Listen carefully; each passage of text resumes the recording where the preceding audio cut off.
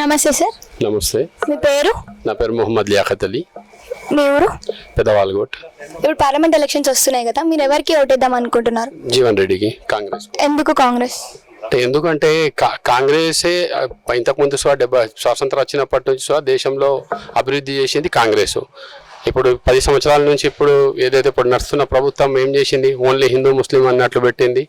ఆ అభివృద్ధి ఏం లేదు. అదే గుజరాత్ వాళ్ళకి పెంచుతారు వాళ్ళు, అంబానీకి అదానికి. వేరే మన తెలంగాణ ప్రజలకైతే మొత్తం ముంచుతుండ్రు. వాళ్ళే నార్త్ వాళ్ళే బాగా లాభపడతారు, మన తెలంగాణకు మాత్రం చిన్న చూపు చూస్తారు. అయితే కాంగ్రెస్ వస్తే మాత్రం మనకి ఇంతకుముందు కాంగ్రెస్ ప్రభుత్వం ఉన్నప్పుడే మన తెలుగు రాష్ట్రాలు బాగుపడ్డాయి. ఇప్పుడు తెలుగు రాష్ట్రాలు బాగుపడతాయని కాంగ్రెస్కి వేయాలనుకుంటున్నాం. ఏమైనా కాంగ్రెస్ పథకాలు ఏమైనా వచ్చినాయా మీకు? కరెంట్ బిల్ తగ్గింది, మా ఇంటి లేడీస్ ఫ్రీ బస్సులలో పోతారు వస్తున్నారు, రైతు బంధు పథకం వచ్చింది. అవి హెల్ప్ చేస్తున్నాయి అంటారా? అవును, హెల్ప్ చేస్తున్నాయి.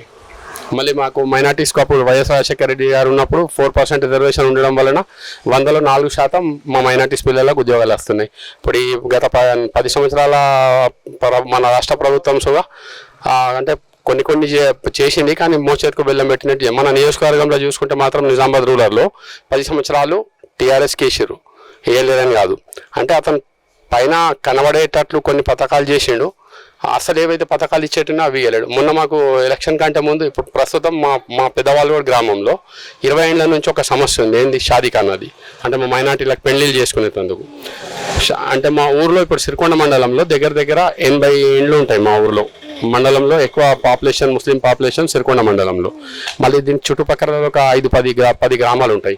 ఎవరు పెళ్లి చేసుకోవాలన్నా దర్పల్లి, భీమ్గల్ లేకపోతే నిజామాబాద్ పోయి 30,000 40,000 పెడతారు. అదే మాకు ఫంక్షన్ హాల్ అయిందనుకోండి, మాకు డబ్బులు తలిగాయి కదా, ఆ డబ్బులు మిగులుతాయి కదా బీద ప్రజలకు. అయితే మొన్న వీళ్ళు ఏం చేశారు, దొంగ ప్రొసీడింగ్లు ఇచ్చారు, మోచేతికు బెల్లం పెట్టారు. ఆ ప్రొసీడింగ్లు చూసేవారికల్లా ఫండే లేదు. మళ్ళీ ఏం చేశారంటే వీళ్ళే నాయకులు ప్రతి గ్రామాల్లో కొందరికి తెలంగాణ దగ్గర 20,000 30,000 తీసుకొని అగ్రిమెంట్ చేస్తామన్నారు. అవి పోయినాయి, ఇవి పోయినాయి. ఇప్పుడు మాకు ఇప్పుడు వాగ్దానం చేశారు కాంగ్రెస్ ప్రభుత్వం వస్తే చేస్తాం. మాకు నమ్మకం ఉంది కాంగ్రెస్ ప్రభుత్వం చేస్తుంది, అందుకోసం కాంగ్రెస్కి ఇస్తాం.